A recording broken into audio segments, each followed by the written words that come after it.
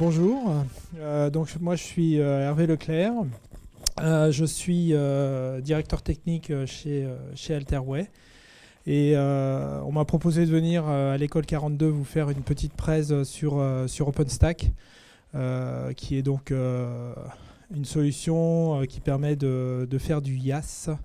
On verra toutes ces notions un petit peu plus tard. Donc vous voyez 42, en fait moi j'étais 42 avant que l'école 42 existe. Voilà, en fait c'est mon avatar sur le net. Voilà, c'est une vieille histoire. Voilà. Donc je vais vous parler un tout petit peu, vraiment très brièvement, d'Alterway. Peut-être qu'un jour vous souhaiterez faire un stage ou venir bosser chez nous. Alors nous, on a une particularité très forte, c'est qu'on est un opérateur 100% open source. On ne fait que de l'open source, c'est-à-dire que tout ce qu'on développe est fait sur de la base open source, tout ce qu'on infogère est fait sur de l'open source. Donc en fait, on a ça dans nos gènes. Voilà. Donc quelques chiffres en fait. Au jour d'aujourd'hui, en fait, on est 120. On fait 11 millions d'euros de chiffre d'affaires. On a fait en 2014. On a en gros 450 clients actifs.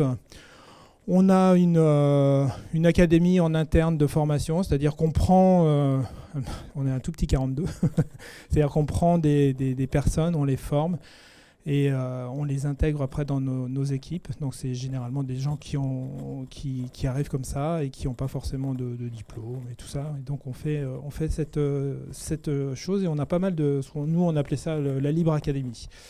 Voilà. Dernière chose, je ne sais pas si vous connaissez cette notion de DevOps. En fait, nous on est DevOps par nature parce que Alterway, en fait, on est une société de développement informatique, donc une SS2I, et on est aussi un hébergeur. Donc on héberge des sites. Par exemple, on héberge les sites du groupe Prisma, on héberge les sites du service du Premier ministre. Donc on a à la fois des problématiques de performance au niveau temps de réponse, affichage des pages, et on a aussi des contraintes de sécurité, par exemple avec les services du Premier ministre. Donc voilà, donc on a en gros 450 clients actifs, on a 900 serveurs, plus de 3500 VM, enfin tout ça, et tout ça est géré dans des clouds privés sur nos infrastructures. D'accord ? On n'a plus, au jour d'aujourd'hui, on n'a plus de serveurs physiques qui rendent des services. Tout est virtualisé. Alors nous, on a connu toute l'histoire de la virtualisation. On est parti sur de la virtualisation classique, un peu à la VMware. Je ne sais pas si vous connaissez Proxmox, des choses comme ça. Puis on est monté au fur et à mesure en gamme avec de l'OpenStack et de l'OVIRT, par exemple. Voilà. Donc en fait là, si vous n'êtes pas tout à fait, on va revenir sur des principes, des fondamentaux sur le cloud pour essayer de définir qu'est-ce que c'est que le cloud. Parce que donc c'est pas juste de la virtualisation le cloud. C'est pas dire je fais des machines virtuelles. C'est un ensemble de choses et on va voir un petit peu ce qu'il y a derrière tout ça. Donc là c'est des petits rappels. Donc en fait il y a pour le National Institute of Standards, en fait, il y a 5 caractéristiques, il y a 5 choses qui caractérisent le cloud, d'accord ? Et c'est grâce à ça qu'on va pouvoir définir ce que c'est que le cloud. La première chose, c'est le self-service on demand, c'est-à-dire que vous faites ce que vous voulez, vous décidez de provisionner une VM avec tant de CPU, tant de RAM et tout ça. Ça, c'est le service on demand. Vous faites ce que vous voulez et c'est vous qui gérez cette demande. Donc ça, c'est une des premières caractéristiques. Une caractéristique qui est un petit peu plus complexe, en fait, c'est ce qu'on appelle l'accès au réseau global. En fait, quand vous êtes sur le cloud, vous allez permettre aux personnes de votre entreprise de consommer des ressources du cloud, mais à travers ces ressources du cloud, vous allez pouvoir aussi consommer des ressources à l'intérieur de l'entreprise, du SI interne. D'accord ? Donc on va avoir une vision globale de l'entreprise, à la fois sur, je dirais, du cloud privé de l'entreprise, le son SI, et puis du cloud public. Donc en fait, quand vous accédez par exemple sur votre tablette ou sur un portable aux ressources de l'entreprise, vous ne savez plus maintenant si vous êtes sur des instances hébergées chez OVH, chez CloudWatt ou que sais-je. Vous ne savez plus ça. Donc en fait, on a un accès complet au réseau. Donc ça, c'en est une. Ressource pooling. Donc ça, en fait, c'est la capacité simplement au cloud de s'adapter aux demandes de différents clients. C'est-à-dire qu'un cloud, c'est ce qu'on appelle c'est multitenant. Donc en fait, vous êtes une entreprise, vous allez chez Rackspace par exemple, ou chez Numergy, il va gérer plein de clients. Et donc c'est cet aspect multitenant qui fait que toutes les ressources doivent être poolées sur ce client, sur ces clients. D'accord ? Donc ça fait partie de ça. Rapid Elasticity, ça c'est une des caractéristiques majeures du cloud. C'est cette capacité à monter en puissance très rapidement. C'est-à-dire que vous allez pouvoir démarrer 100 VM en 10 secondes, par exemple, et elles seront disponibles 25 secondes plus tard. Et dans le même sens, vous allez pouvoir décommissionner toutes ces VM aussi rapidement que vous les avez commissionnées. Donc en fait, ça permet de gérer en fait des ressources vraiment à la demande et en fonction des contraintes de votre système. Donc ça, c'est très important. C'est la caractéristique majeure des clouds aujourd'hui. Et ce qui fait que toutes les applications ne sont pas éligibles comme ça par nature au cloud. C'est-à-dire qu'une vieille application legacy, elle ne saura pas gérer le fait qu'elle a 2 frontaux web devant elle et des choses comme ça, elle ne saura pas gérer. Donc voilà. Donc en fait, voilà. Une chose qui est très importante, et ça c'est la dernière, sur le cloud, c'est que tout ce que vous faites sur le cloud est mesuré. Donc c'est le monitoring, le metering. Donc vous allez avoir des métriques sur la consommation CPU, sur la consommation mémoire, sur toutes les métriques, pour qu'on vous donne après une facture qui est vraiment sur ce que vous avez consommé. Pay as you go. Le terme, c'est-à-dire vous consommez beaucoup, vous provisionnez beaucoup, ben vous allez payer beaucoup, vous provisionnez rien, vous allez payer très peu. D'accord ? Donc on va aussi provisionner l'espace disque et tout ça. Donc ça, c'est les principales caractéristiques du cloud. Ensuite, sur le cloud, il y a différents modèles. Donc on a le plus bas, et qui est une nouvelle chose, c'est ce qu'on appelle le Bare Metal as a Service. C'est-à-dire que vous avez maintenant ces soft layers, par exemple, qui vous permettent en fait de démarrer un serveur physique sur lequel vous allez construire votre propre IaaS, par exemple un OpenStack, mais sur une machine physique, et il vous l'approvisionne en une demi-heure. C'est-à-dire que votre machine est prête à héberger un cloud privé en une demi-heure. Ça, c'est absolument incroyable parce qu'avant, quand vous faisiez une commande d'un serveur physique, il fallait attendre en gros 3 semaines que la machine arrive, qu'elle soit configurée et ainsi de suite. D'accord ? C'est le Bare Metal as a Service. Un petit peu plus haut, il y a le IaaS, Infrastructure as a Service. Donc là, en fait, ça c'est typiquement, si vous avez entendu parler par exemple de Rackspace, Numergy, la nouvelle offre OVH. Donc vous allez consommer en fait des VM. D'accord ? Vous allez construire des VM et puis sur ces VM-là, vous allez étendre vos services. D'accord ? Donc on est à assez bas niveau. Il n'y a pas de... alors, il y a des petites montées où vous allez avoir, par exemple, du load balancing as a service sur du IaaS, mais vous restez très bas niveau. Donc, vous avez, en gros, sur le IaaS, tout à faire. D'accord ? Après, plus haut, il y a le PaaS, Platform as a Service. Ça, si vous avez joué avec des choses comme Heroku et des choses comme ça, c'est du Platform as a Service. Donc, en fait, là, vous allez... plus vous souciez en fait de ce qui se passe en dessous, la tuyauterie avec les serveurs web et tout ça, vous allez développer une application, vous allez la déployer sur un PaaS PHP, sur un PaaS lambda, OpenShift par exemple, et l'élasticité est garantie par le PaaS. Donc vous n'avez pas à vous soucier de toute la plomberie pour que votre application marche. C'est-à-dire que si elle a besoin de ressources, le système saura qu'elle aura besoin de ressources. Donc on est à un niveau au-dessus. Et le niveau le plus haut, c'est SaaS, c'est Software as a Service. Donc là, en gros, il y a une société qui édite par exemple un CRM et qui le met en SaaS sur le cloud pour pouvoir l'utiliser, donc avec différents clients. Donc on a l'intermédiaire entre le SaaS, le IaaS, c'est le PaaS. C'est une solution qui est assez agréable. Après, il y a différents types de déploiement. Donc là, je vais aller assez vite. Donc vous avez les clouds publics, les clouds privés et les clouds hybrides. D'accord ? Donc en fait, c'est très simple.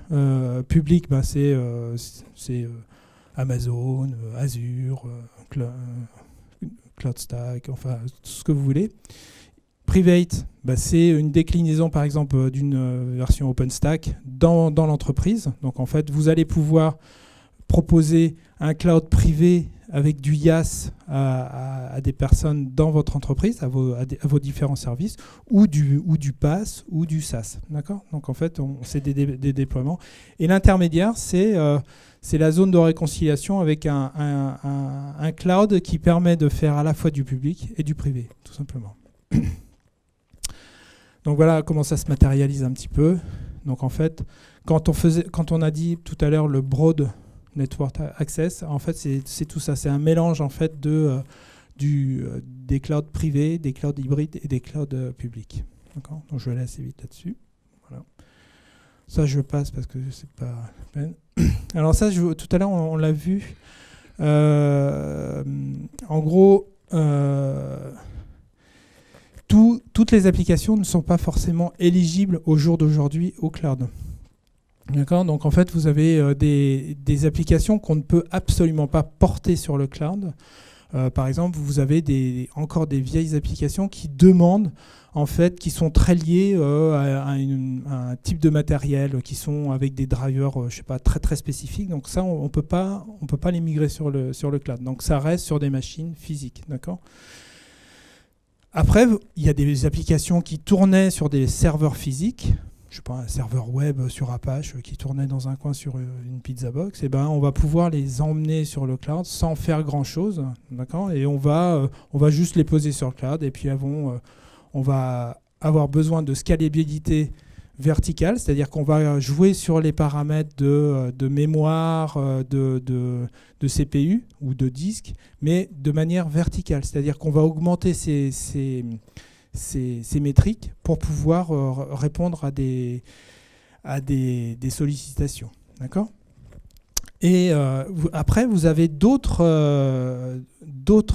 types d'applications qui sont maintenant, en fait, tous les développements d'aujourd'hui en fait, sont faits en fonction du cloud. C'est-à-dire que vous allez développer en fait, des applications qui vont prendre en compte cette élasticité. C'est-à-dire que quand vous allez coder, je ne sais pas, un accès à une base de données et tout ça, vous n'allez pas mettre, je sais pas, une adresse IP ou n'importe quoi. Vous allez concevoir en fait votre appli pour que derrière il y ait un cluster MySQL et que ça soit et que ce cluster soit complètement élastique. Donc ça en fait les nouvelles applications en fait vous permettent de faire ça. Et quand vous développez sur un PaaS, en fait vous n'avez même pas besoin de vous occuper de ça. En fait c'est le PaaS qui va s'occuper d'augmenter, de provisionner des serveurs, bases de données ou des frontaux web pour vous automatiquement.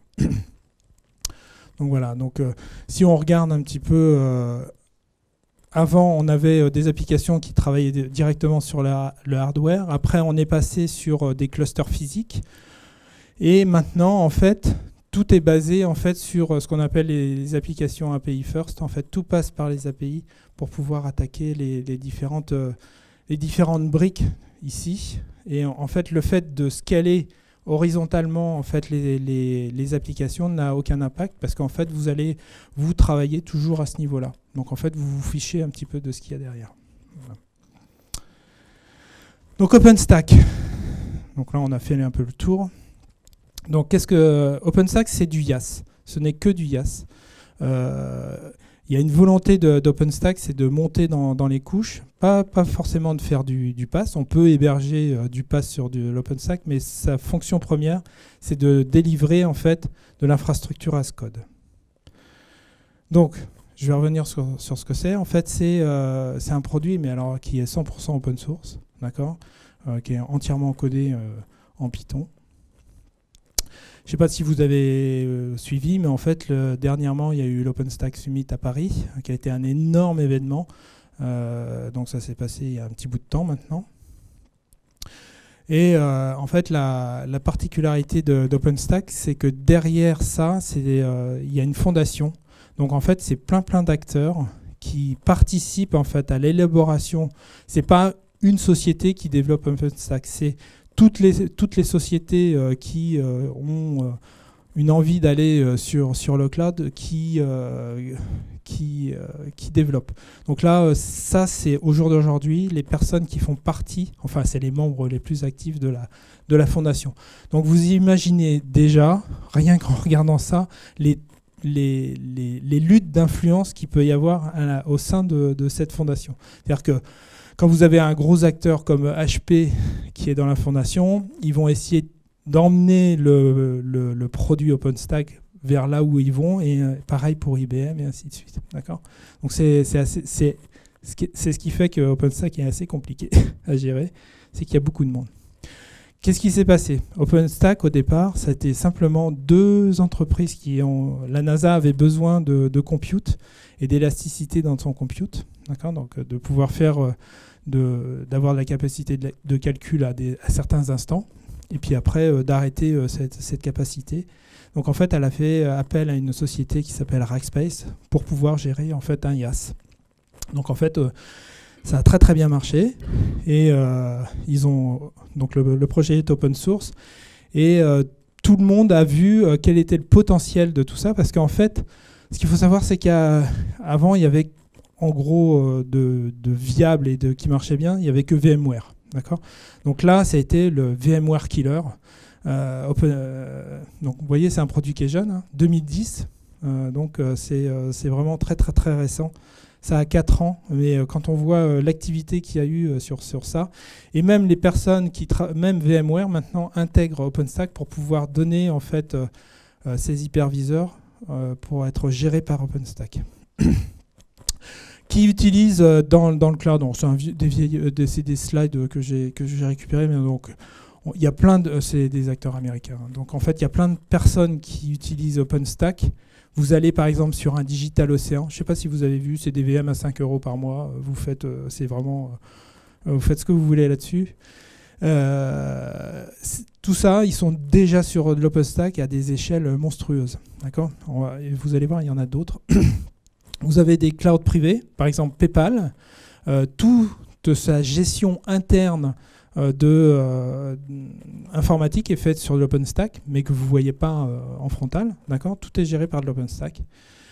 Comcast, c'est un des plus grands acteurs en private cloud. Et Cisco WebEx. C'est-à-dire quand vous avez des confs WebEx, en fait, c'est fait à travers de l'OpenStack. Vous avez aussi tout ce qui est la recherche. Donc la recherche... le plus bel exemple, c'est le CERN, vous allez voir. Hop. Alors là, c'est juste ça, c'est le tableau de bord d'OpenStack. Quand on regarde ça, vous avez par exemple sur un projet, donc il y a plusieurs projets, des dizaines et des dizaines de projets de compute. Donc là, vous avez sur le projet batch, pour gérer juste du processing de batch, en fait, vous avez 5264 CPU, 15 Tera de disque, 10 Tera de RAM, enfin, des trucs juste hallucinants. Et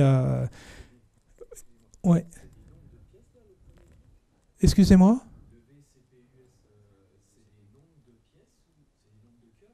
Oui, tout à fait, absolument. Alors, c'est absolument génial parce qu'à l'OpenStack Summit, il y avait ils viennent toujours, ils sont toujours invités parce qu'ils ont mis OpenStack mais vraiment à un niveau absolument hallucinant. Et en fait, ils disaient qu'il y avait En fait, ils ont ils ont plusieurs data centers pour faire ça, et il y a une personne qui passe sa journée, mais vraiment sa journée, à changer des disques dans des machines. Il ne fait que ça. Il enlève les disques, il remet des disques. En fait, il a un truc de monitoring, il ne fait que ça. Il fait que ça. Je crois qu'il change une centaine de disques par jour. Enfin, c'est hallucinant. Donc en haut vous avez, et encore ça c'est une vieille slide, donc je pense qu'ils ont dû monter un petit peu plus. Donc en fait ils font beaucoup de data processing, donc ils font du big data. Voilà. Donc en fait d'autres types de, donc c'est juste pour résumer, en fait les service providers, par exemple DigitalOcean, l'IT. Donc nous par exemple on est un hébergeur, on a de l'OpenStack un peu partout. Pour tout ce qui est big data, c'est absolument génial, parce que je ne sais pas si vous avez vu comment ça marche encore, le MapReduce. Je ne sais pas si vous en avez fait un petit peu, mais en fait on a besoin, vous allez traiter un énorme flot de données, et puis quand il est traité, vous n'avez plus besoin des machines, parce qu'elles ont fait leur boulot. Donc en fait vous les éteignez, d'accord, et quand vous en aurez besoin, vous les réallumez, d'accord. Donc en fait ça permet d'avoir cette fameuse élasticité, et de consommer que quand on en a et de payer surtout que quand on en a besoin. D'accord. Donc ça c'est parfait. On fait des économies d'énergie, on fait des économies d'argent, et on n'est pas obligé de laisser comme avant en legacy le serveur tourner 24/24 alors qu'il n'y a personne qui fréquente le site. Enfin, un site web c'est toujours en ligne, mais plus ou moins en ligne. Voilà. Donc ça c'est important. Scaling compute, ça c'est vraiment pour ça. Et puis high performance computing, en fait.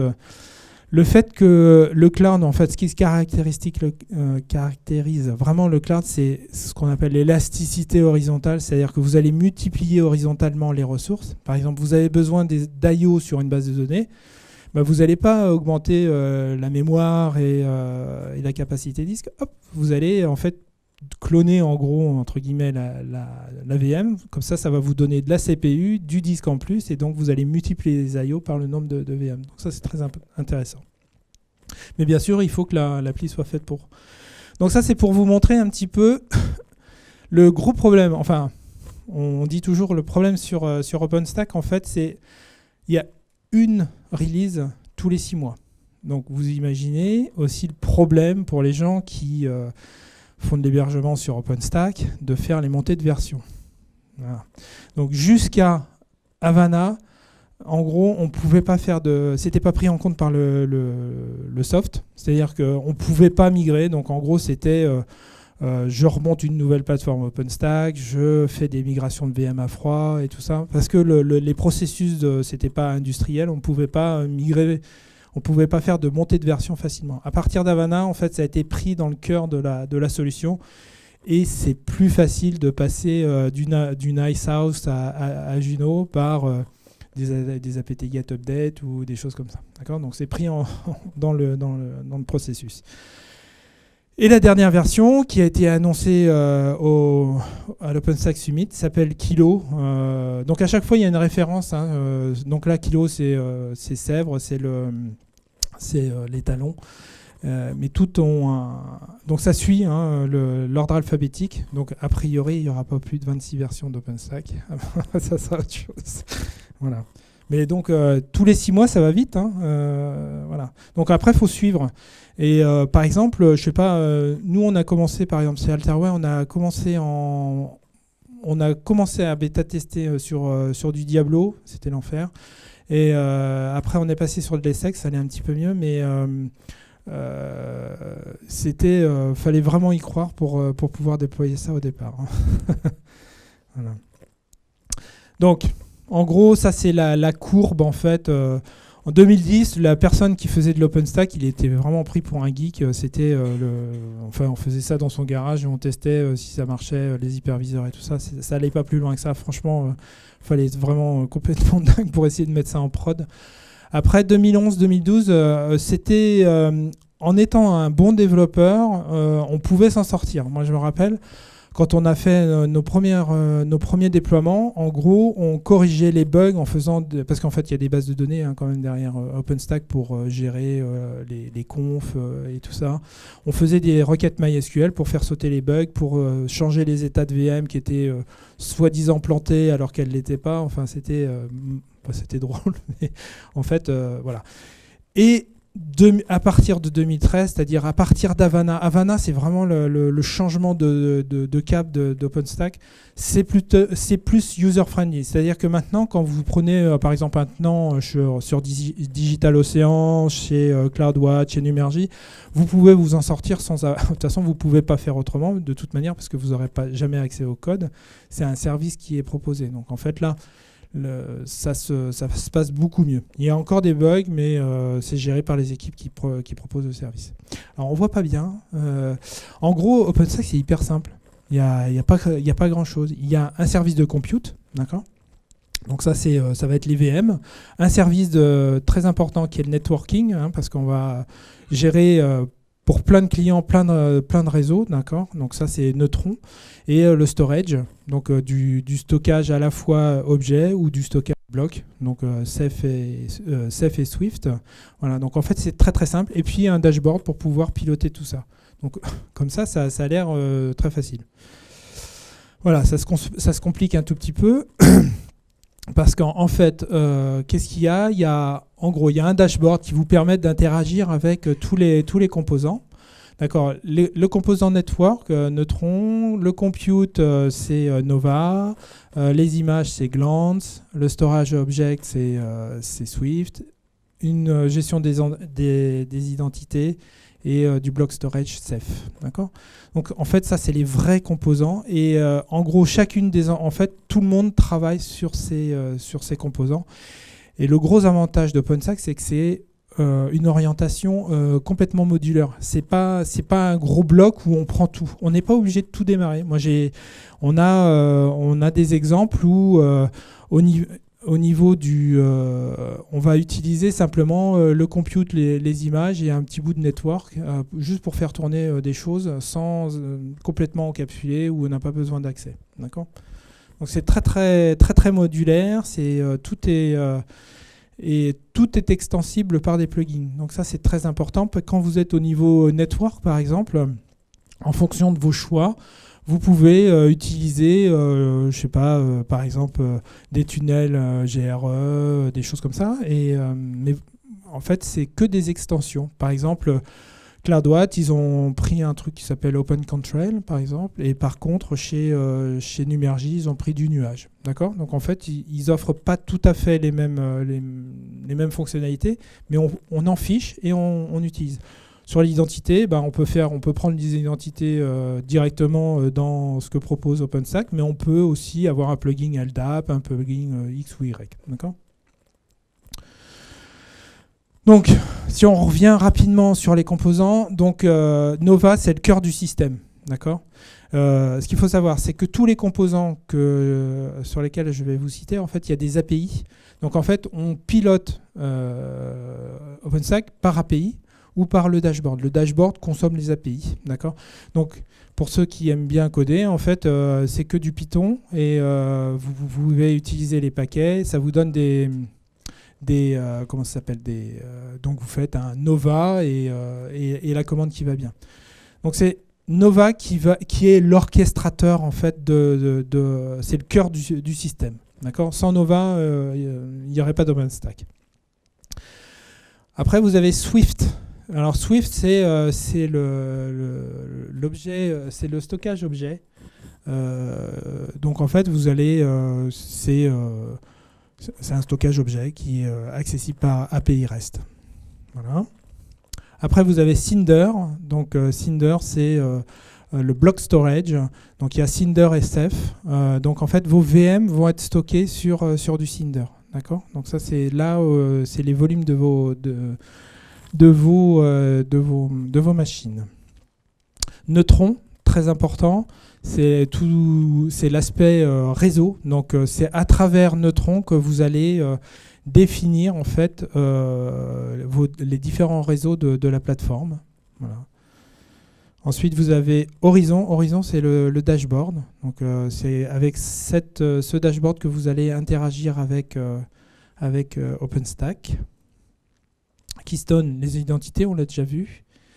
Ensuite, Glance, le service d'image. C'est-à-dire que quand vous voulez démarrer, par exemple, je sais pas, une Ubuntu, une Debian ou une CentOS sur OpenStack, eh ben, il vous faut des images, des images d'OS. En fait, ces images, elles sont gérées par Glant. Donc on va pouvoir les uploader, les télécharger et ainsi de suite.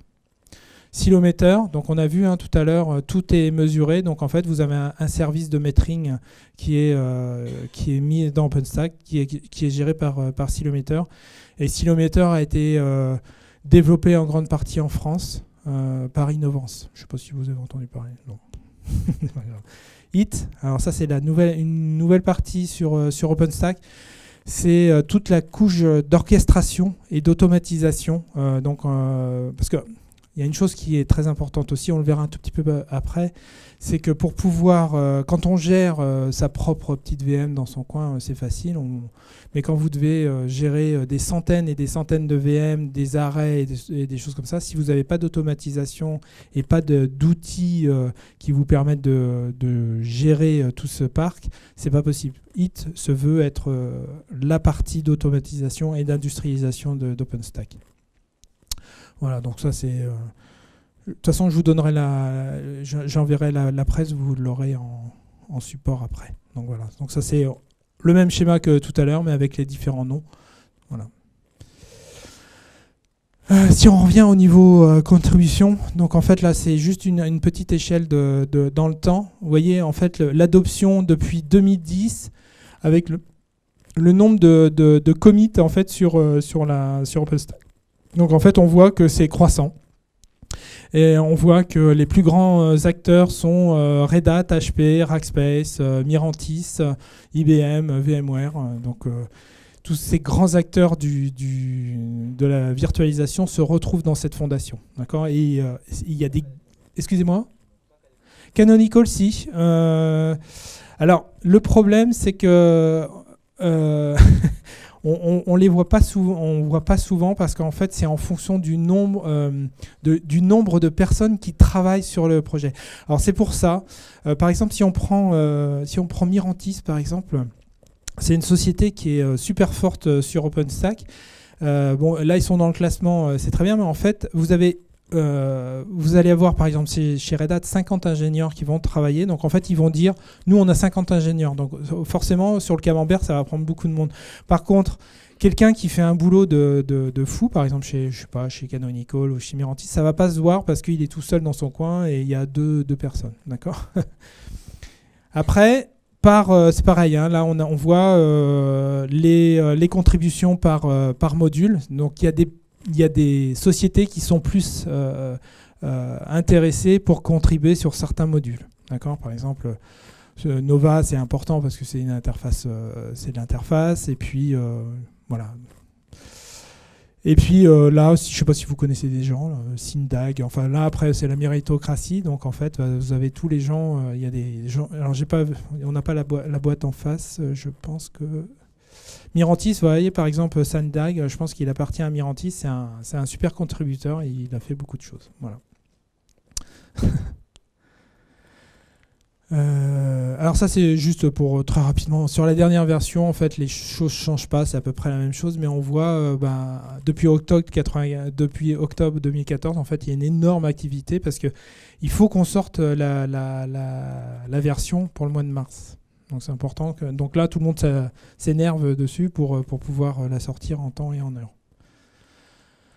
Donc là, j'ai déjà passé là-dessus, la fondation. Donc ça, c'est juste des petites métriques. Hein. Vous avez 133 organisations, 1400 contributeurs. Vous imaginez la revue de code, l'enfer que c'est pour les gens qui doivent accepter les merge requests et tout ça, c'est waouh. Donc en fait, vous avez tout un process. Et en fait, sur OpenStack, ce qui est compliqué, c'est alors vous pouvez télécharger le produit facilement, prendre un module, commencer à regarder dedans et corriger des bugs, pourquoi. Et après, c'est là où l'enfer commence, c'est pour vous faire reconnaître et pour que votre modification soit acceptée. Des fois, ça prend énormément de temps. En fait, la version est sortie, que vous n'avez pas votre fixe n'est pas pris. 3200 bugs fixés, donc c'est phénoménal. En fait, il y a une activité juste monstrueuse et c'est surtout sur des cycles très très courts. Donc en fait, ça c'est compliqué. Par contre, c'est un produit qui est incroyablement bien documenté. Donc en fait, si vous voulez démarrer dessus, vous ne serez pas perdu. Vous avez une documentation juste gigantesque. Voilà. Donc vous voyez, là, au niveau des drivers des plugins, il y a une centaine de drivers et de plugins. Donc en fait, vous avez les composants de base et puis vous pouvez étendre ça un petit peu comme vous voulez et vous faire votre propre distribution.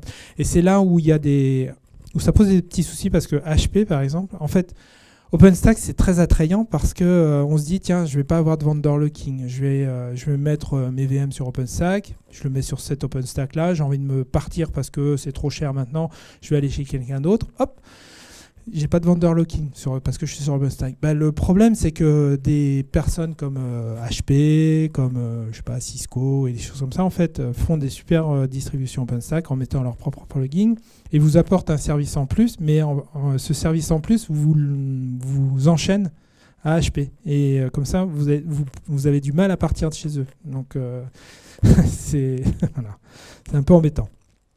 Donc excusez-moi. Oui, dans la fondation, en fait, il y a un board qui gère politiquement la chose, d'accord, sur la partie OpenStack.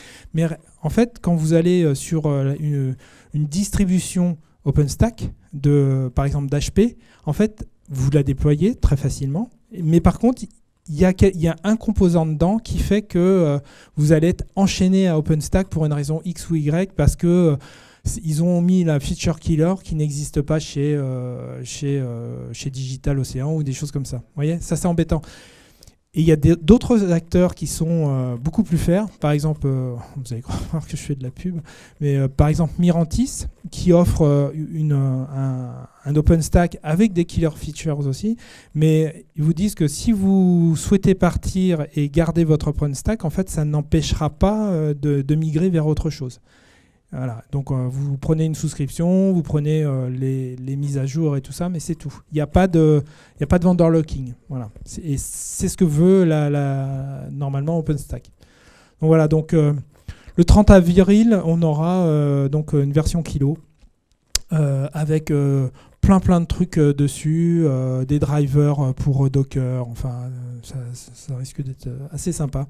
On a hâte de voir ça. Si vous êtes intéressé par OpenStack, vous avez la possibilité de tester ça par vous-même, depuis chez vous, gratuitement. Donc ça, c'est super intéressant parce que vous pouvez déjà déployer, modéliser des infrastructures sur OpenStack. Donc, une qui est accessible par juste un compte Facebook, TryStack. Vous enregistrez avec votre compte Facebook, vous recevez un mail, votre tenant est créé. Voilà, vous voyez en haut là, Facebook, ça c'est le mien. Et vous avez, je sais plus, vous avez la possibilité de créer 3 VM. Bon, c'est pas beaucoup, mais au moins vous faites une toute petite archi de web, une base, ça suffit. Vous avez 6 vCPU, 12 Go RAM, vous n'allez pas aller très loin, hein, vous n'allez pas démarrer grand-chose dessus. Vous avez 4 IP flottantes, donc ça, les IP flottantes, c'est ce qu'on appelle les IP publiques, c'est celles qui vont être vues sur Internet, par exemple, si vous voulez faire un service. Et puis un groupe de sécurité. Donc le groupe de sécurité, c'est l'équivalent d'un firewall. Vous allez dire, voilà, ma VM, je peux y aller sur le port 80, mais je ne peux pas y accéder sur le port, je sais pas, 8000 ou des choses comme ça. Voilà. Donc TryStack, c'est très intéressant. Chez Mirantis Express, vous pouvez, alors c'est plutôt bien foutu. Vous avez en fait tous ces gens-là, en fait, ils ont une seule idée en tête, c'est que vous déployez, ça vous plaît, vous restez chez eux. D'accord ? Donc ils vont essayer de vous capter en vous offrant différents trucs. Donc là, ils vous proposent un Developer Edition. Je ne me rappelle plus ce qu'il y a dedans, mais c'est hyper simple. Voilà. Donc c'est Mirantis Express, vous voyez, donc là vous pouvez faire 100 instances chez eux carrément. En gros, vous pouvez, eux, ils se disent, ils vont vous capter en disant ah bah celui-là je sens qu'il va, c'est une entreprise, enfin c'est une entreprise qui est intéressée par Mirantis, je vais lui donner la possibilité déjà d'aller sur le net et de déployer ça. Et en plus Mirantis ils sont avec SoftLayer, donc en fait vous pouvez provisionner un private ou un cloud public sur vos propres instances. Voilà. En France, alors par contre en France c'est payant, il y a 6 mois de gratuité et en France il y a des acteurs très connus. CloudWatt récemment racheté par Orange, je ne sais pas si ça vous parle. Il y a Numergy. Donc vous voyez, il y a une autre chose, une constante qu'on voit sur toutes ces interfaces, c'est que à part les couleurs qui sont brandées en fonction des sociétés, on retrouve toujours la même chose. C'est Horizon. Il n'est pas changé, il y a juste, on met un logo, une CSS différente, mais autrement on retrouve toujours les mêmes composants. Alors plus ou moins parce que sur le menu, par exemple, vous aurez tout le compute, mais pas par exemple l'orchestration chez l'un parce qu'il ne l'a pas encore mis, il ne l'a pas activé. La gestion du réseau est un petit peu différente et ainsi de suite. Voilà. Donc en fait, moi je vais juste vous parler un tout petit peu aussi de ce qu'on a fait sur OpenStack. Chez nous, chez Alterway, quand on a commencé.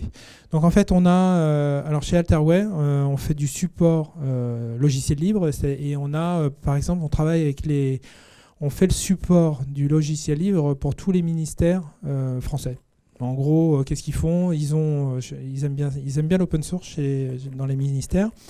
Mais comme ils utilisent de l'open source, ils ont des fois des bugs et donc nous on assure la correction de ces bugs et on leur relivre des versions corrigées et comme ça ils peuvent continuer à travailler. Donc on assure ce support sur des VM, sur de l'OpenStack, donc sur des VM. Et pourquoi on a choisi à l'époque de l'OpenStack ? Parce qu'en fait on devait reproduire des environnements des ministères très rapidement, remonter ça en fonction reproduire le bug. Une fois qu'on l'a fixé, on fout tout ça à la poubelle et puis on repart sur un autre ticket. Voilà. Donc on avait besoin de ça. Donc c'était la meilleure solution pour nous en tant qu'acteur open source pour avoir des solutions qui montent très vite. Et puis en plus, on avait envie d'avancer sur le sujet parce qu'on sentait déjà à l'époque que c'était quelque chose de porteur. Voilà. Donc on a fait 2 choses sur ça, ça tourne toujours. Hein, on est parti sur du Folsom, donc on était joueurs. On s'est dit, on n'avait pas grand-chose à perdre. On savait qu'on avait des solutions de repli sur de la virtualisation classique, donc on s'est dit on va jouer le coup.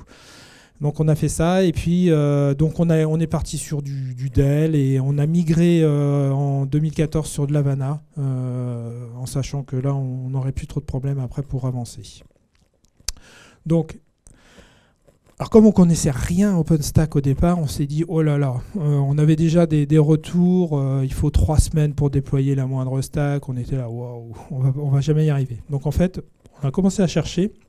Et déjà à l'époque, il y a des gens qui avaient fait des interfaces de déploiement de stack OpenStack automatisées. Donc en fait, c'était Dell Crowbar, c'est un petit lapin avec un pied de biche. Et donc on s'est lancé là-dessus. Donc on n'a pas tout utilisé. On a utilisé Glance, Nova, Horizon, Keystone, Quantum. À l'époque, c'était pas Neutron, ça n'existait pas. Ça s'appelait Quantum et on a utilisé du Cinder, tout simplement. Il nous manque là-dedans. On n'avait pas utilisé Ceph et voilà. Et pas de Swift non plus parce qu'on n'avait pas besoin de stocker des images, des choses comme ça. Voilà. Alors, Dell Crowbar, c'est quoi ? En fait, c'était hyper bien parce que en fait, en gros, vous avez une interface de management. Vous prenez, donc elle est sur le réseau, d'accord, elle a des services, un bout de PXE, des choses comme ça. Vous présentez une machine, l'interface la détecte et dessus, une fois qu'elle est détectée, l'interface vous dit qu'est-ce que vous voulez faire de cette machine. Est-ce que vous voulez en faire un nœud de compute, un nœud de stockage, un nœud Glance ou des choses comme ça. Et hop, automatiquement, il provisionne la machine, il la rajoute dans la stack et ainsi de suite. Donc en fait, on n'avait rien à faire, on connaissait pas grand-chose à OpenStack et on a déployé de l'OpenStack en une journée. On était super contents. Donc ça, c'était génial. Et déprovisionner, reprovisionner. Donc ça, c'était vraiment très sympa. Et en plus, plus, on avait des choses qui étaient à l'époque très intéressantes. On avait tous les services Nagios en plus, on avait de la sup sur la stack. Donc en fait, tout était déployé très facilement. Donc voilà, ça c'est juste des exemples de... Alors, qu'est-ce qui nous est arrivé sur cette... pardon. Voilà, donc ça c'était celle d'avant. Donc en fait, on peut... en fait, c'est ce qu'on appelle des bar clamps, ça s'appelle comme ça, les recettes dans ce produit-là. C'était orchestré par du chef. Je ne sais pas si vous connaissez, chef of Code, c'est pour faire de l'infrastructure as code. Donc c'était des recettes de cuisine qui sont passées pour pouvoir provisionner les nœuds. Voilà. Donc qu'est-ce qui nous est arrivé? Alors il nous est arrivé une énorme galère sur cette plateforme. C'est-à-dire que donc elles étaient hébergées et quand les machines quand le contrôleur Crowbar a été installé, la personne qui a mis la machine en fait a laissé le CD d'install dedans. Erreur classique et tout. On a eu une coupure électrique. On a redémarré la machine. Elle a rebooté sur le CD et elle a réinstallé tout le système. Donc en fait, toute la conf qu'on avait était perdue. Donc là, on était mal. C'était que le contrôleur, donc l'orchestrateur. Donc là, on n'avait plus d'orchestration parce que toute la base avait été vidée. Mais par contre, la stack tournait. Donc on n'avait pas de problème. Donc là, on a été obligé de s'y mettre vraiment sur OpenStack et de rentrer dans le cœur quand on avait des choses à faire, rajouter des nœuds. On a fait du deep dive dessus. Voilà. Qu'est-ce qu'on a eu? On a eu des inconsistances, des arrêts avec des statuts de VM bizarroïdes, des choses comme ça. Donc on faisait un coup de requête SQL, on arrêtait la VM, enfin la VM vraiment, on l'arrêtait, on la redémarrait, tout se passait bien. En fait, ce qu'il faut savoir, c'est que la virtualisation qui est derrière OpenStack est hyper robuste, c'est KVM. Donc avec KVM, c'est de l'hypervision super robuste. Donc on savait qu'on n'allait pas dans le mur parce que du KVM, on en faisait depuis des années en fait. C'est juste OpenStack, c'est toute la tuyauterie qui va permettre de gérer tout ça. On a eu des trucs bizarres aussi, enfin des machines qui perdaient leur gateway, et puis une machine qui frisait tous les vendredis, je crois, à 17h30. On n'a jamais su pourquoi. Elle avait rien de spécial. Donc voilà. Donc voilà, c'est ce que je disais, pas de problème. Alors par contre, on avait décidé une chose. On savait que on n'arriverait jamais à migrer sur une autre version. Donc on a dit, ça tourne bien, on peut augmenter des nœuds, mais on va rester dans la version Folsom. Et quand on aura besoin de passer dans une autre version, on dupliquera en fait la stack et puis on fera des migrations de VM. Donc nous, ça nous allait bien parce que comme ça, on pouvait dire à nos clients, on s'est migré d'un cloud OpenStack vers un autre en faisant de la migration de VM à froid. Tout se passe bien. C'est ce qu'on a fait. La migration, donc on a fait un saut quantique, on a sauté Grizzly et donc on a dupliqué l'infrastructure, c'est-à-dire qu'on a mis d'autres machines plus puissantes et puis on a tout migré dessus. On a fait, en gros, on a gardé la même topologie réseau, on s'est pas posé trop de problèmes. Comme c'est des ensembles complètement fermés, on peut faire ça comme ça. Voilà, donc on a reconstruit certaines choses, les images de base, et puis on a migré tout ça calmement et on a marché un moment sur deux pattes, c'est-à-dire qu'on avait des services qui tournaient, parce que pour le SLL, il y a la reproduction des bugs, mais on avait des VM qui permettaient d'offrir au SLL, par exemple, les tickets. Donc c'était du Redmine, des choses comme ça. Il y a un moment, ça a tourné sur les deux plateformes en même temps. C'était pas très compliqué à faire. Donc voilà, la migration, on n'a pas eu de problème. On savait quand est-ce qu'il fallait arrêter les services et tout ça. Donc voilà. Alors, ce qui est important, ce que j'ai abordé là, donc une petite digression par rapport à tout ça, c'est vous ne pouvez pas manager de l'OpenStack ou des clouds en général sans... vous ne pourrez pas le faire à la main. C'est-à-dire vous ne pouvez pas aller dans l'interface, démarrer sans VM, tout gérer à la main, du provisioning et tout ça, c'est pas possible. il faut impérativement, et vous le verrez je pense pendant vos études, passer par quelque chose qu'on appelle infrastructure as code.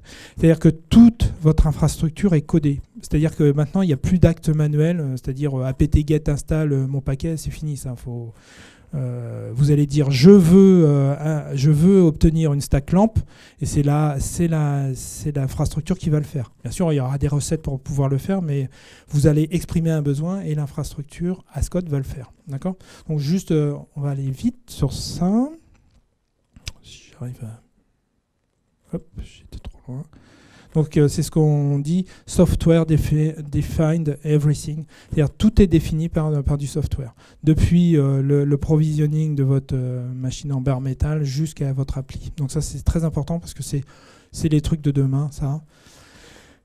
L'adoption DevOps, c'est en gros c'est séparé parce qu'en fait il y a en gros les développeurs qui développent dans leur coin et en gros je schématise exprès et qui livrent leur appli aux exploitants et en disant démerdez-vous, faut que ça tourne. En fait ça on limite ça maintenant. Il y a plein d'outils, des choses comme Docker et des choses comme ça qui permettent de modéliser dès les développements ce que sera l'application en production. C'est-à-dire que vous, développeurs, vous aurez déjà un load balancer, une gestion des sessions actifs.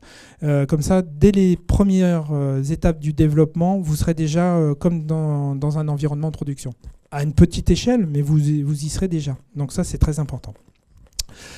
Alors, il faut avoir des bons outils. Je ne sais pas, j'ai pas regardé l'heure. Je suis à 49 minutes, d'accord. Donc, sans outils, vous allez dans le mur, ça c'est sûr. Donc, pour pouvoir gérer, en fait, vous allez avoir différents types d'outils. Tout ce qui est provisioning, d'accord. Quand vous allez vouloir installer des paquets sur une distribution sèche d'une Debian, donc vous allez faire du provisioning. Ça, vous n'allez pas taper les commandes, répéter les commandes tout le temps. Donc en fait, vous allez écrire des choses qui vont provisionner vos machines de manière automatique ou qui vont les mettre à jour de manière automatique. D'accord ? Après, quand vous provisionnez une machine, il y a besoin de la configurer. Quand par exemple, je sais pas, quand vous faites un cluster MySQL par exemple, le fait de créer cette machine, il faut quand même la configurer et garder cette configuration si jamais vous la perdez, d'accord, pour pouvoir la rejouer et retrouver les mêmes paramètres. Donc ça, c'est des outils qui permettent de faire ça. Les outils d'orchestration, donc ça c'est très important parce que une fois qu'on a provisionné et défini une architecture, il va falloir pouvoir orchestrer les déploiements d'une application. D'accord ? Donc il y a des outils qui sont spécialisés là-dessus, avec des frameworks. Capistrano par exemple, si vous connaissez par exemple. Le monitoring, si vous ne faites pas de monitoring, vous êtes sûr d'aller dans le mur, d'accord ? Et ça, il faut le faire dès les premières étapes, c'est-à-dire voir que votre application, que vous ayez déjà des métriques sur des débuts de perf. Voilà, je sais que à partir de 10 sessions, ça commence à aller mal. Si vous le faites dès le départ, c'est parfait. Et puis, ça permet de raccourcir tous les temps, en fait. Avec du monitoring, l'exploitation a tout de suite des métriques sur l'appli, peut aller vers vous très rapidement pour que vous corrigiez. Et donc, c'est ça. L'esprit DevOps, c'est de l'agilité, mais au sein de tous ces déploiements, à la fois d'infrastructure et de code. Voilà. Alors, pour vous montrer, par exemple, ça, c'est des choses que nous, on gère tout le temps et tous les jours chez nous. Donc, en gros, vous avez des choses des ressources qui sont consommées à la fois sur du cloud public, d'accord, avec des load balancers, des web qui scalent horizontalement. Pardon, je me trompe. Je finis par... voilà.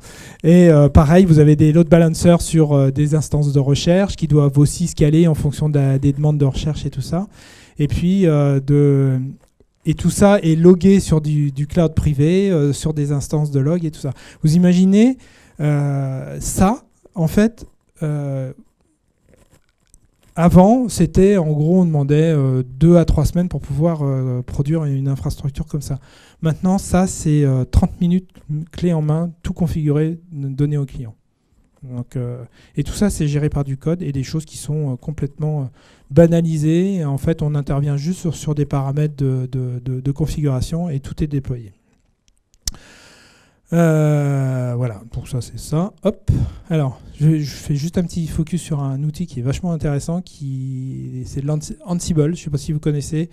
Je vais vous montrer ce que c'est. Alors, Ansible, c'est un produit qui pilote via du SSH des actions à distance sur des machines. D'accord ? Donc c'est très simple. Donc on va pouvoir, par exemple, piloter l'approvisionnement de certaines machines. Par exemple, vous avez une machine sèche et vous allez dire je veux installer dessus un serveur Apache avec un MySQL, avec tel et tel paramètre à distance. Et ça, de manière idempotent. C'est-à-dire que vous pouvez le rejouer 500 fois. Ça sera toujours fait de la même manière et si jamais ça a été déjà installé, ça ne sera pas rejoué. D'accord ? Donc ça c'est important. Comment ça se découpe ?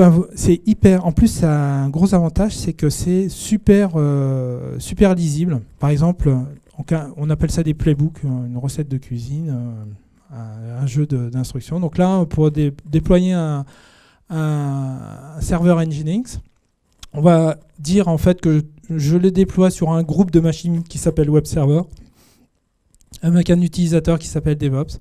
Et qu'est-ce que je vais faire ? Je vais installer un package qui s'appelle Nginx et je veux en plus vérifier que je suis à la dernière version. Donc si je repasse ma recette sur ce groupe de machines, si il y a une nouvelle version qui est disponible, je vais l'installer directement. D'accord ? Je ne suis pas obligé de le mettre. Je peux mettre state installed. Et donc là, si c'est installé, je ne fais rien du tout. D'accord ? Et puis, je démarre le service s'il est arrêté. D'accord ? Je m'assure que le service est démarré. C'est tout.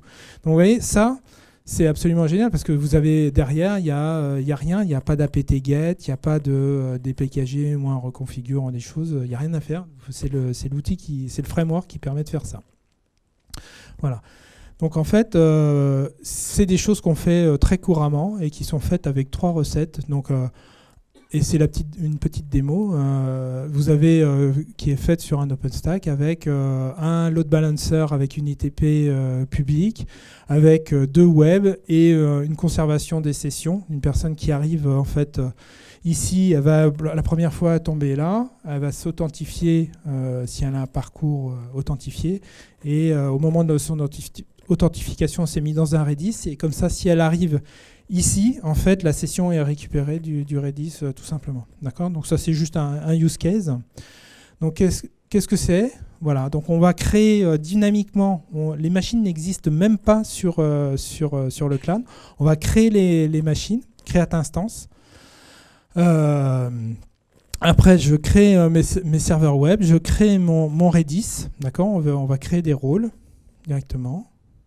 Et qu'est-ce que ça donne ? Voilà, donc là, Nova Compute, en fait, c'est le module OpenStack qui me permet de créer ces machines. Donc, j'ai tout un tas de paramètres qui vont me permettre, en fait, de dire quel est l'URL d'authentification, quel est le user et le mot de passe. Tout ça, c'est des variables, c'est des doubles accolades et tout ça. Et on va jouer tout ça. Et en fait, là, ici, je rajoute ici add host et je vais ainsi faire un inventaire dynamique et comme ça, je pourrai intervenir sur la machine. Voilà. Hop, je vais vite. Donc ça, le rôle Redis. Donc là, normalement, c'est une petite démo. Voilà. Donc là, je vais vous montrer en fait ce truc-là. Donc là, en fait, on est sur Numergy. Donc là, je lance mon playbook. Donc là, on va créer les VM. Donc pour vous montrer à quel point ça va vite, hop, la VM est créée. C'est un tout petit peu accéléré, hein, mais honnêtement, c'est 5 secondes. Hein. Donc là, on attend que la machine soit up. Il y a un wait for là. On attend qu'en fait, je puisse aller en SSH dessus pour pouvoir commencer à faire mon approvisionnement. Une fois que c'est fait, je passe en séquence. Donc j'ai mon serveur Redis, j'ai mon premier web qui est installé. Donc pour l'instant, je crée juste les machines, hein, je ne les provisionne pas. D'accord ? Donc maintenant, j'ai mon serveur web 2 qui est actif. Voilà. Après, donc là, j'ai ma stack qui est prête. J'assigne en fait j'assigne le load balancing ici, là. Voilà. Je fais une commande, elle n'existe pas dans le module, donc en fait je fais une ligne en ligne de commande, je consomme l'API OpenStack, je crée mon load balancer. Ensuite, je fais l'approvisionnement de mes machines. Donc là, pour l'instant, j'ai rien, j'ai un service unavailable, d'accord.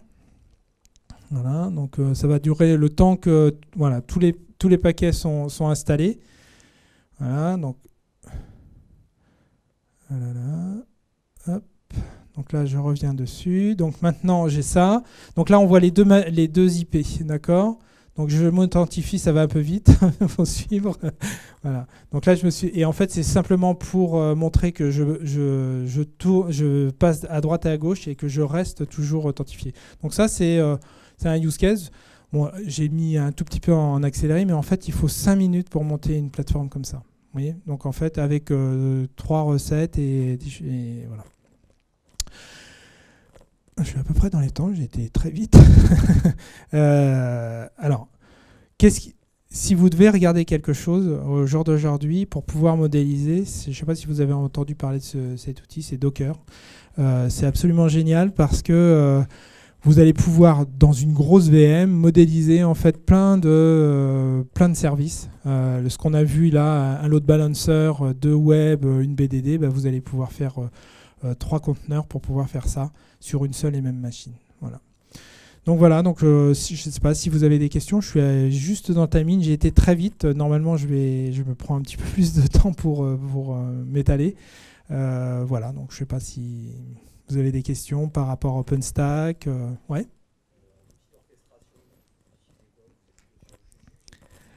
Alors, on n'utilise pas du tout. Nous, on utilise 2 outils chez nous. On utilise Puppet, je ne sais pas si vous connaissez, Puppet et Ansible, pour différentes choses. En fait, on utilise Puppet pour gérer toute la cohérence système. C'est-à-dire que si une personne arrive sur une machine et fait un changement du mot de passe de route ou une chose comme ça, en fait, vous avez un agent Puppet qui remet tout à plat et systématiquement toutes les demi-heures s'il y a eu une modification du système. Comme ça, on s'assure de la cohérence complète. Par contre, tous les déploiements de stack, on déploie avec de l'Ansible parce que c'est vraiment, on déploie vraiment comme ça très facilement. Et on fait l'intégration continue en permanence sur toutes les recettes avec des serveurs Docker. C'est-à-dire que plutôt que de déployer sur des VM, on déploie dans un environnement Docker où toutes les recettes sont testées avant d'être envoyées en production.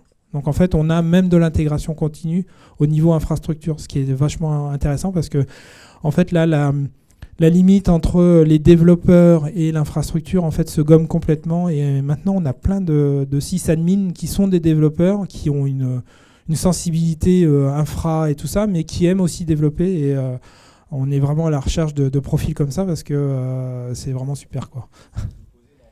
Oui, exactement, ouais. Mais alors, il y a beaucoup de sociétés où vous avez que des développeurs et d'autres où il n'y a que des exploitants. Nous, on a la chance d'être une société où il y a on a deux grands open space et les gens discutent. Donc ça, c'est vraiment très intéressant. Voilà.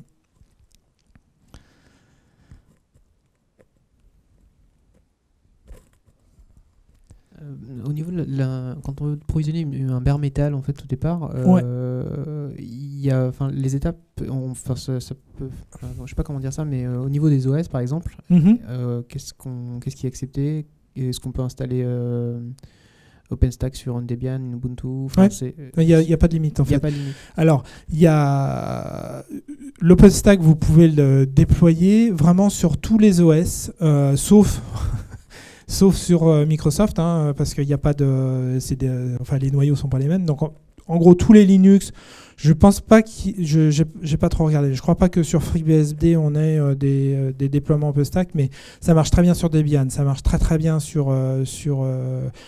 ça marche super bien sur l'Ubuntu, ça marche très bien sur de la CentOS et du Red Hat. Donc, à partir de là, tout va bien. Et aussi, quand on installe justement les paquets, ça utilise les paquets des systèmes hôtes ou est-ce que c'est un gestionnaire de paquets qui est propre à OpenStack? Alors, c'est un système de paquets qui est propre à la distribution que vous allez déployer. Donc, c'est-à-dire que les communautés ne sont pas forcément au même niveau. Par exemple, Debian a été très très longtemps à la traîne sur ça, par exemple. Mais autrement, vous avez aussi la possibilité directement de prendre le source d'OpenStack et de le déployer comme ça. Ce n'est, entre guillemets, que du Python. Donc, c'est du Python avec plein de middleware à côté. Vous avez de la base... vous avez du RabbitMQ, vous avez du MySQL si vous le voulez, vous avez tout un tas de choses derrière tout ça, mais le langage d'infrastructure est du Python. Donc voilà.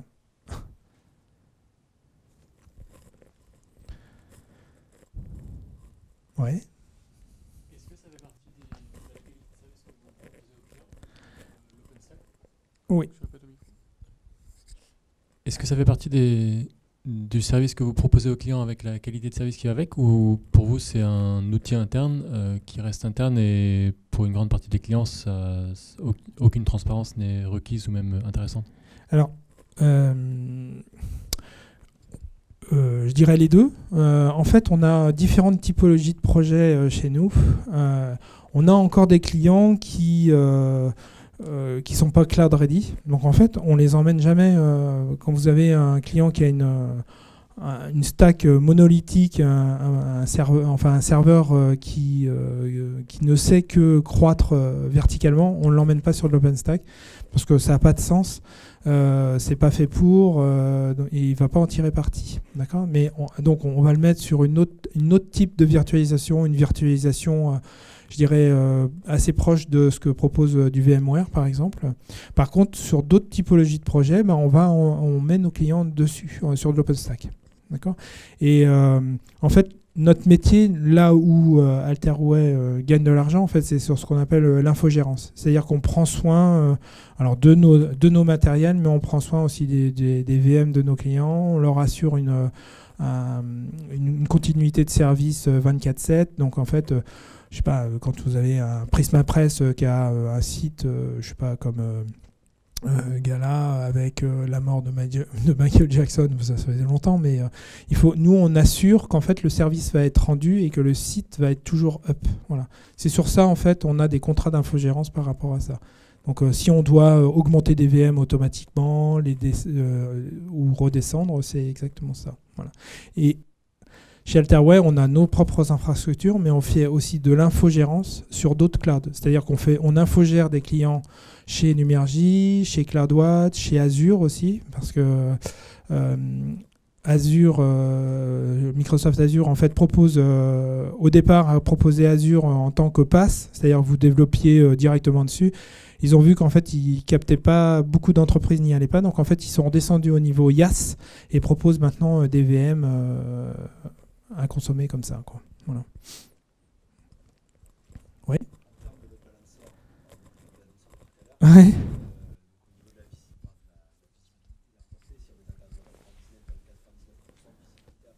Ouais. C'est quoi le plus efficace pour vous? C'est ceux qui sont fournis par les clouds publics ou par les clouds privés? C'est-à-dire que vous avez des load balancers qui sont différents par rapport à... D'accord, je vois ce que vous voulez dire.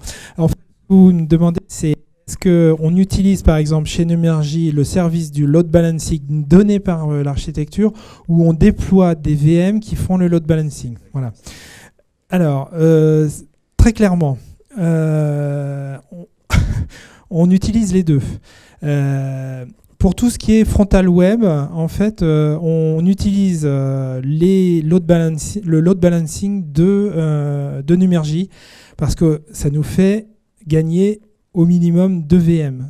Donc ça, rien qu'au niveau argent, c'est super parce que ça vaut rien en fait, ça vaut quelques euros par mois. Et c'est eux qui doivent gérer la résilience de ce truc-là. Donc avec des SLA bien particulières et tout ça. Donc en fait, on n'a plus à s'occuper de ça, donc ça fait ça de moins à faire. Par contre, on gère du load balancing et de l'achat proxy en fait dans nos infrastructures internes. On appelle ça des internal load balancers. Notamment pour gérer tout ce qui est load balancing sur des clusters MySQL actifs. Donc on va aiguiller un coup à droite, un coup à gauche. Et comme ça, on on donne de la souplesse et de la performance à l'application. Il y a plusieurs technos pour ça, ou c'est un produit unique qui existe pour tout le monde en termes de load balancing, on a juste un système métrique et ça rebalance à droite ou à gauche? Non, alors sur OpenStack, en fait, on sait pas ce que, enfin, moi je sais ce que c'est, mais c'est jamais présenté au client. On dit pas c'est un achat proxy qui fait le boulot. C'est un achat proxy qui fait ça. Mais après, vous avez différentes politiques qui sont implémentées ou pas. C'est-à-dire, est-ce que, par exemple, sur certains IaaS publics, en fait, vous avez simplement du load balancing en round robin.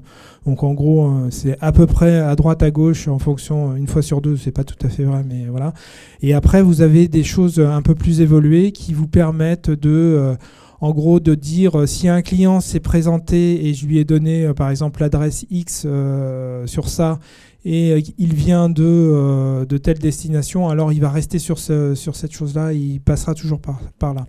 C'est en fonction des services, voilà. Mais par exemple, sur Azure, moi je sais absolument pas quelle technologie de load balancing ils ont, mais par contre ils offrent un service purement très très très léger, c'est-à-dire qu'en gros c'est du round robin et avec complètement transparent. Voilà. Donc on ne sait pas ce que c'est, mais bon, ça fait le job, hein, c'est juste ça. Voilà.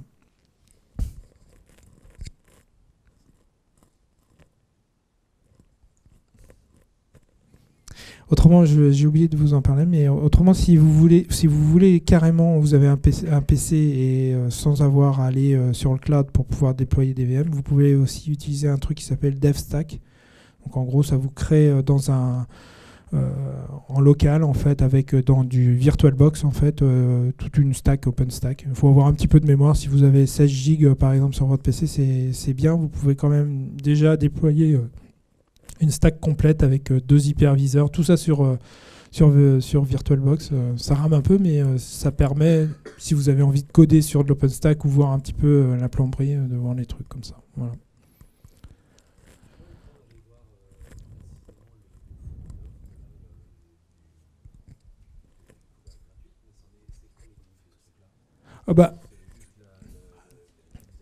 Alors, TriStack, en fait, c'est par exemple si on regarde. Ouais, la question c'était de. La question c'était, j'ai pas été voir c'est quoi les limites de l'offre publique, de l'offre gratuite pour débuter, je vais revenir dessus. Mais en fait, c'est très simple. Hein, si on regarde.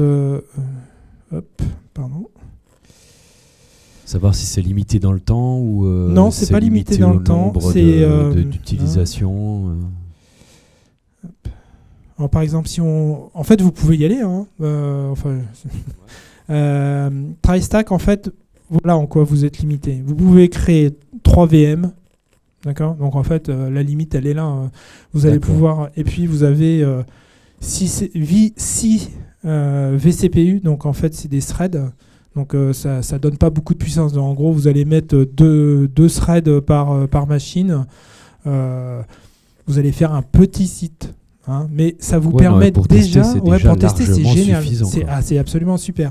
Alors il y a des choses que vous n'allez pas pouvoir faire vraiment au niveau du réseau. Vous allez faire une topologie simple. Vous allez pouvoir créer un routeur, mais pas n routeurs. Ça va vous permettre de découvrir OpenStack, tous les composants d'OpenStack, c'est-à-dire que vous allez pouvoir créer des volumes. En fait, ce qu'il y a de bien, en fait, si j'avais vraiment du temps, si on voulait vraiment descendre dans OpenStack, en fait, tout est hyper souple dans OpenStack. C'est-à-dire que la VM, c'est vraiment du compute. C'est-à-dire que c'est un moteur sur lequel vous allez greffer en fait des volumes de données, l'OS par exemple, les datas qui viennent, je sais pas, du Postgre, du MySQL, et ça vous allez créer des volumes, d'accord ? Vous mettez la VM à la poubelle parce qu'elle part, je sais pas, il y a quelque chose qui se passe pas bien dessus ou elle a un problème. Vous la mettez à la poubelle, vous créez une nouvelle VM, vous rattachez les volumes dedans, elle est repartie. D'accord. Donc ça, c'est d'une souplesse absolument incroyable. Et tout est décorrélé. Donc en fait, c'est ça qui est intéressant. Il n'y a pas c'est pas des choses monolithiques. Par exemple, sur un volume, par exemple, vous arrêtez la machine, vous agrandissez le volume, vous le représentez à la VM. Au moment du boot, elle sait qu'elle doit faire un resize pour passer de 10 à 20 gigas comme ça. C'est des membres logiques tout à fait indépendants. Voilà, ouais, c'est complètement indépendant. Mais ça, c'est vraiment bien, quoi. Enfin, TriStack, c'est vraiment ce qu'il faut utiliser si vous voulez faire un petit tour. En plus, c'est c'est juste si vous avez un Facebook, ça suffit. C'est la seule contrainte. Voilà. Donc voilà.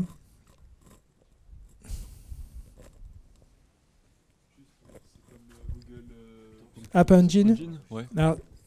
Alors, Google App Engine, c'est du PaaS. C'est-à-dire que vous allez déployer, d'accord, votre appli. Et vous allez la donner à manger à Google App Engine. Maintenant, il y a Google Cloud Engine qui est la nouvelle offre en fait, c'est pareil. Hein. Google, ils étaient que sur du PaaS et ils sentent qu'ils sont en train de perdre ils veulent capter ces nouveaux clients qui consomment du IaaS. En fait, ils proposent maintenant du Cloud Engine. Et en plus, c'est du Cloud Engine containerisé. Donc en fait, ils utilisent de la technologie de conteneur pour pouvoir le faire. Donc voilà. Et ils offrent une compatibilité avec Docker, aussi avec Kubernetes, voilà, comme orchestrateur. Ça aussi, je crois qu'il y a... Alors c'est payant, il faut donner sa carte bleue et je crois que vous avez un crédit de $200 par mois. Donc ça permet de faire quand même des petites choses sur Google en fait. L'App Engine est gratuit, mais sur la partie IaaS, en fait, c'est un peu comme sur Azure, il faut donner... voilà. Mais normalement, si vous voulez tester des choses comme du cloud, je pense qu'en tant qu'étudiant, vous avez... Je ne sais pas si vous avez des souscriptions MSDN gratuites. Non ? Vous n'avez pas ça ? C'est bizarre parce que ça aussi c'est un bon vecteur en fait pour aller découvrir le cloud, des architectures un petit peu complexes, et de prendre une souscription MSDN développeur, d'aller sur l'IaaS Azure et de commencer à travailler avec ça en fait voilà. Mais moi, si je devais vous conseiller quelque chose, si vous êtes intéressé par un petit peu l'infra, enfin le dev et comment vos devs vont atterrir sur de l'infra, mettez-vous sur Docker. Nous, on est à fond sur ces technologies-là et c'est vraiment un truc incroyable, quoi.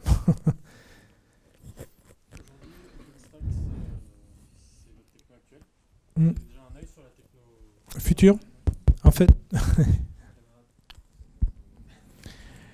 Alors, on reste. Il y a pas. Alors, à part Docker, qui est autre chose, c'est une autre vision de la virtualisation. C'est de la virtualisation de type conteneur, mais c'est de la virtualisation quand même.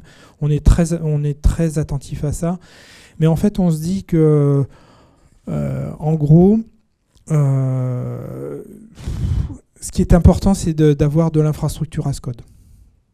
Ouais, en gros, c'est ce que je vais déployer en fait. En fait, ce qu'on fait comme démo à nos clients, c'est en gros, choisissez le IaaS que vous voulez. Nous, on s'en fiche complètement. On sera capable de déployer votre application de la même manière sur Azure, sur sur un Numergy ou sur un Azure, avec les mêmes scripts. Et c'est les démos qu'on fait. En fait, on déploie des architectures complètes. Un truc relativement simple, avec deux web, un load balancer, ce qu'on a vu là, en 5 minutes. C'est la démo, on le met sur Azure, on le met sur Numergy, on leur dit voilà, là vous êtes sur OpenStack, là vous êtes sur de l'Azure, c'est des VM qui sont sous Ubuntu, ok, mais nous on s'en fiche complètement. Et en fait, notre valeur ajoutée, elle est sur cette agnosticité qu'on propose par rapport au IaaS. Et Docker se veut être le transporteur, quelque part, de intercloud grâce au conteneur. C'est-à-dire que vous aurez encore moins de vendor locking, c'est-à-dire que votre appli, elle tourne déjà dans un Docker qui est, lui, générique, entre guillemets. Et si vous avez envie de la déplacer d'un cloud à l'autre, eh ben, très facilement, vous allez déplacer une image, en fait. Voilà. avec un format particulier.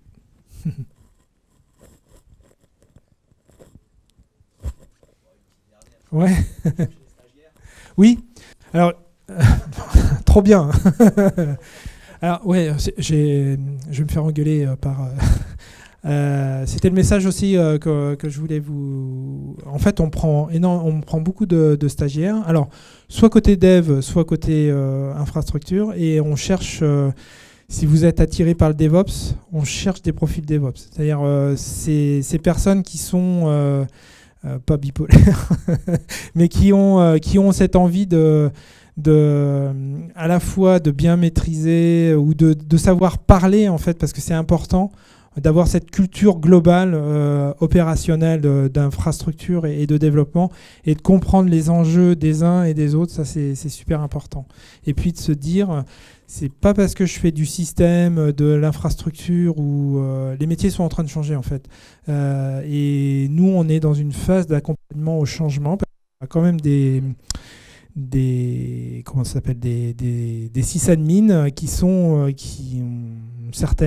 un certain confort à taper leur ligne de commande et tout ça, et on leur dit les gars, ça va changer, on est passé dans une autre ère, maintenant vous bichonnez pas vos machines, c'est tout part du code et vous devez faire ça. Donc ça, en fait, nous on a un chantier de conduite de changement et de DevOps à l'intérieur de notre entreprise.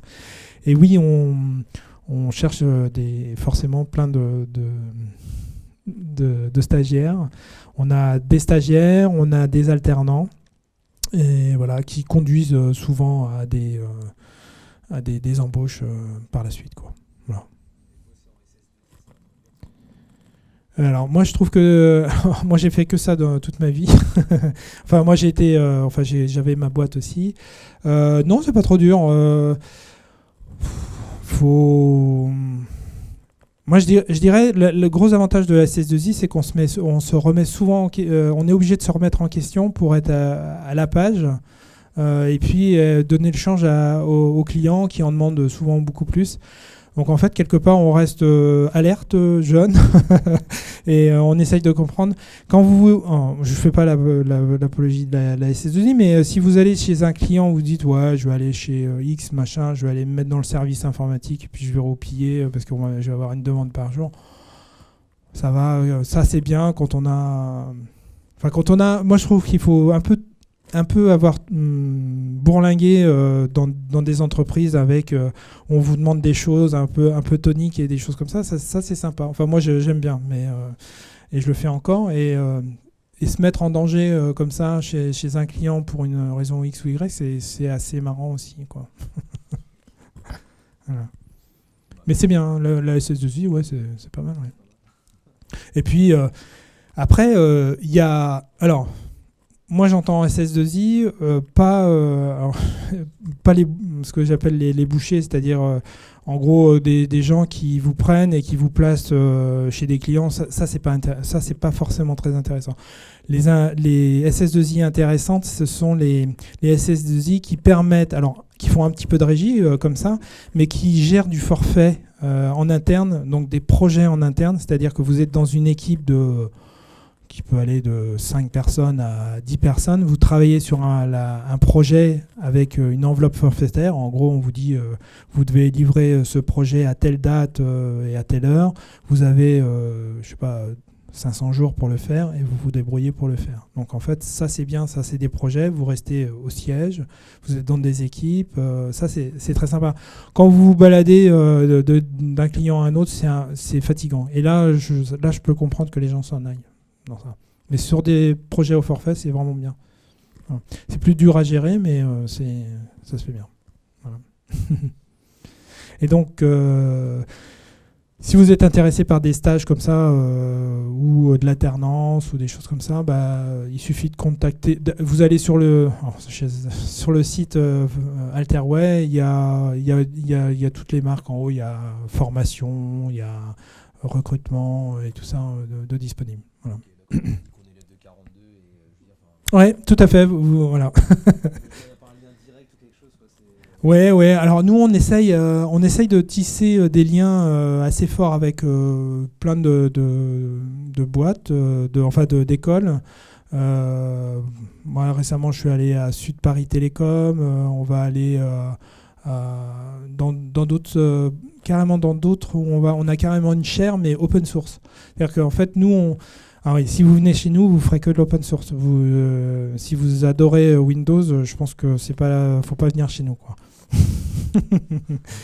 Alors, par contre, ce qui est très important, c'est que on fait que de l'open source, mais par contre, on interagit très fortement avec des systèmes Windows, d'accord ? Donc voilà. Et on n'a pas en fait, on demande aux personnes de ne pas être sectaires et de dire ouais, Windows c'est de la merde et tout ça. Non, on interagit avec Windows, mais c'est toujours pareil. Vous avez toujours, chacun a ses petites habitudes. Chez nous, il y a plein de gens qui. Alors nous, on est au départ, on est toujours 100% Debian, d'accord ? On fait quelques petites. Non, stable, on est en GC. Voilà. Ah ben ça, alors, oui, alors nous, ça s'est passé vraiment comme une lettre à la poste. Nous, on a tous nos puppets qui zzt, et hop, c'était terminé. Voilà. Voilà. Donc on sait pas, on s'inquiète pas pour ça. Alors il y a des clients, alors on phase les déploiements, mais c'est-à-dire qu'on va passer en priorité les clients critiques sur lesquels on a des vrais enjeux de sécurité. Par exemple, les services du Premier ministre, c'est le premier client qu'on passe parce qu'ils regardent systématiquement. Il y a des gens qui sont chez eux et qui regardent toutes les failles de sécurité et qui vérifient que les systèmes sont à jour. Voilà. Donc ça, on les passe directement. Voilà. Et bon, après, il y a la libc6, c'est embêtant, mais faut vraiment être sur le système. Enfin, on n'a pas. En fait, nous, ce qui nous fait le plus peur, parce qu'on est un gros hébergeur web, en fait, c'est toutes les attaques, des failles, les failles des serveurs, soit des serveurs web ou des logiciels web. Quand vous avez des choses comme WordPress, c'est des trous de sécurité, voilà. Donc ça, nous, on fait très attention à ça, et voilà. Et on sensibilise toutes les personnes qui travaillent avec nous pour essayer déjà de faire du code secure. Donc en fait, on a des ateliers en interne pour sensibiliser toutes les personnes sur ce genre de technique, quoi. Ouais. Voilà, parce que nous aussi, on propose à nos clients de les auditer. C'est-à-dire qu'en gros, ils déposent du code chez nous pour être hébergés. On leur propose d'auditer leur code pour savoir s'il y a quelque chose qui va pas. Et on a souvent aussi des prestations où on doit trouver comment le site a été hacké et par quel biais. Et comme ça permet au client après d'aller voir les autorités avec le compte-rendu de ce qui s'est passé sur son application. Voilà. Voilà.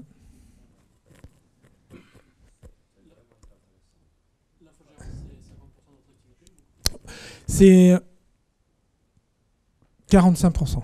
En fait, on a plusieurs activités. Donc, on a l'hébergement, infogérance, 45%. On a 45% de développement type SS2I, forfait plus régie. On est formateur aussi, c'est-à-dire on a un institut de formation que sur des cursus open source. Donc on fait 130 formations open source et on forme, je sais pas, 1500 personnes par an sur ça. Et on a un pôle consulting et un autre pôle TMA qui est à Lille, qui s'occupe simplement de corriger les applications de certains de nos clients. Voilà.